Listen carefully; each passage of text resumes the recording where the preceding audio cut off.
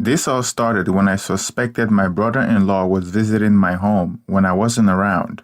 I noticed my favorite snacks and beer were missing from the refrigerator. Sometimes an entire 6 case of beer is missing. My wife doesn't drink or eat those type of snacks. I have an exhausting job, so when I come back home from work, I like to relax on my couch, drink my beer, and watch TV after a long day. The reason why I knew it was my brother-in-law is because he has a history of coming over and eating everything in my refrigerator. He's my wife's younger brother, and he lives a few blocks away from us. I have gotten into several arguments with my wife because of him coming over and eating my food, and she would always take his side. She would make sarcastic comments, saying that I'm being petty. She would do things like go to the store and buy 10 times the beer and snacks that I need just to prove a point, that I'm being petty. She doesn't understand that it's not all about the snacks or the beer. Forget the comfort and the sanctity of a man's home.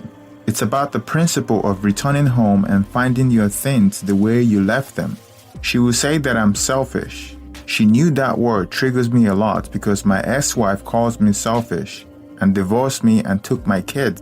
I am always on time with child support and I don't even get to see my kids that often because she moved to another state.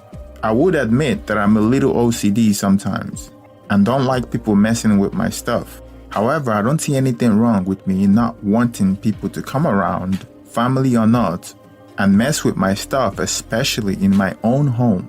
I am 30 and my wife is 28. We have been married for over 2 years. My wife is a high school basketball coach and have been doing that since she graduated college. I didn't go to college and I work as a heavy equipment operator. I work long hours and sometimes I won't be home till 7 or 8 p.m. She's my second marriage and I have 2 kids from my previous marriage. My ex-wife have primary custody of my 2 children and she lives in another state, and I don't get to see my kids as much as I would have liked. I met my current wife on a dating app. We started dating right after I got divorced from my ex-wife and sold our home.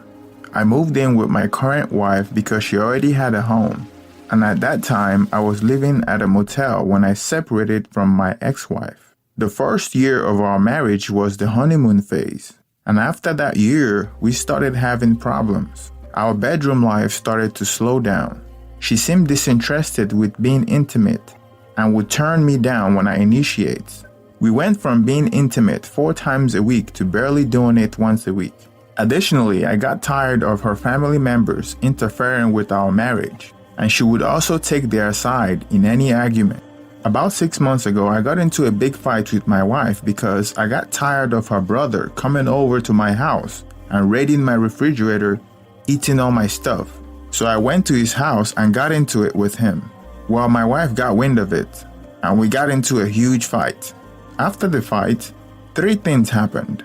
My brother-in-law stopped showing up at our house, and my snacks and beer were where I left them after a long day. And after that, the relationship with my wife went from bad to worst. I spoke to my wife on several occasions about fixing our bedroom life and how our marriage is going downhill, but she would always be dismissive. She claimed that I was controlling and selfish, and I have anger problems, and that I was the only one who needs counseling. And she was the same person that I got married to. Then, 2 months ago, I noticed that my snacks and beer started missing again. This time, I didn't think it was my brother-in-law because he was too scared to come around my house. And even if it was him, I didn't want to confront him without evidence because I didn't want to get into it with my wife again. So I decided to buy a hidden camera and install it in my living room. It was one of those 4K UHD Wi-Fi Security 90 camera, the functional RCA clock radio. The camera is so conspicuous and there was no way an untrained eye could know it was a camera. The camera was looking over my living room and the kitchen, and it's motion activated.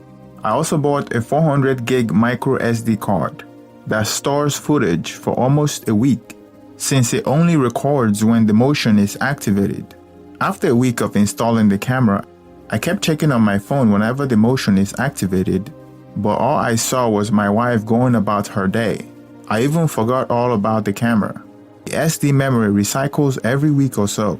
After a little over 2 months of installing the camera, I came back from work and noticed about 12 cases of beer are missing. So I unlocked my phone and opened the app. To my surprise, I saw a boy that looked like he was still in high school. He walked around my house that I share with my wife like he's been there several times.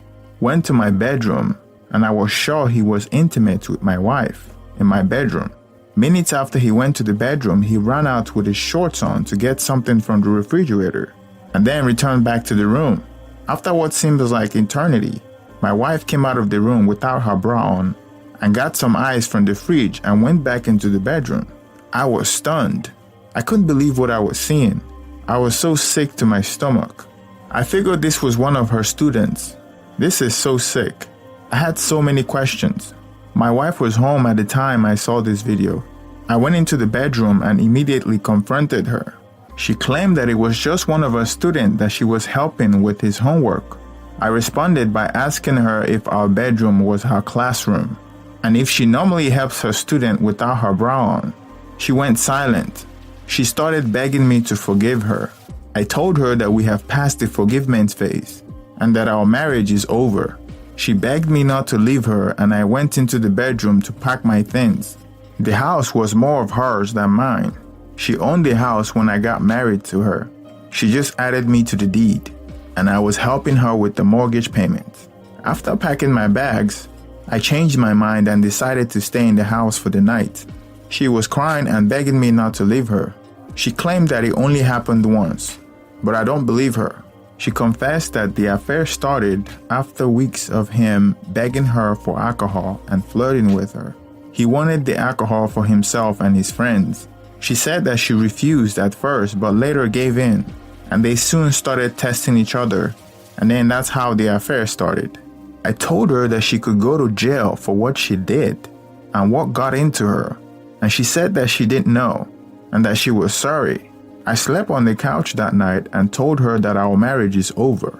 The following morning, she called in for work and was telling me that she was going to go counseling with me to fix our marriage, and now she knows how bad she has screwed up.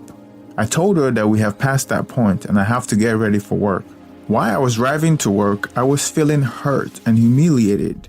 For months, I've been hoping to fix our marriage and was hoping that things would get better, begging her for us to go to marriage counseling, but she refused and would just ignore me and say that I was the problem and that I was the only one that needs marriage counseling. I felt hurt and emotional. However, I knew that she has broken the law and I'm not going to hold this secret for her. So during our lunch break, I called her school, and after waiting on the phone for a few minutes, I reported her to the assistant superintendent. I knew my wife has committed a crime, and I'm not about to cover for her. She has refused every attempt I have given her to fix our marriage.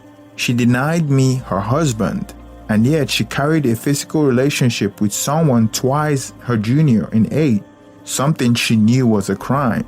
She knew the risk and went on with it. About 3 hours after I placed that call to the assistant superintendent, my wife called me and told me that she has been arrested and is in jail, and I need to post a $15,000 bail for her. While on the phone, she blamed me for her predicament, asking me if I was happy now that she's in jail, like it was my fault that she slept with a minor. I hanged up on the phone on her and took that opportunity to move out of the house that day, and I filed for a divorce that week. Things actually went worse for me from then on. One of the most annoying things about that was that I was receiving constant phone calls from reporters and family members and friends asking me questions. My wife's mugshot was all over the news and even made it to some national news sites. My name was plastered all over it, and it was totally embarrassing. People now look at me like I'm inadequate and I wasn't man enough to satisfy my wife, that she would go for someone that young. They acted like it was my fault that she committed a crime. If you ask me today if I did the right thing, I would say yes. But if I could go back in time, would I have reported it? No. I would have just divorced her and moved out of all this embarrassment. It has become so bad that most of my friends don't even want to hang out with me anymore. I am even considering quitting my job and skipping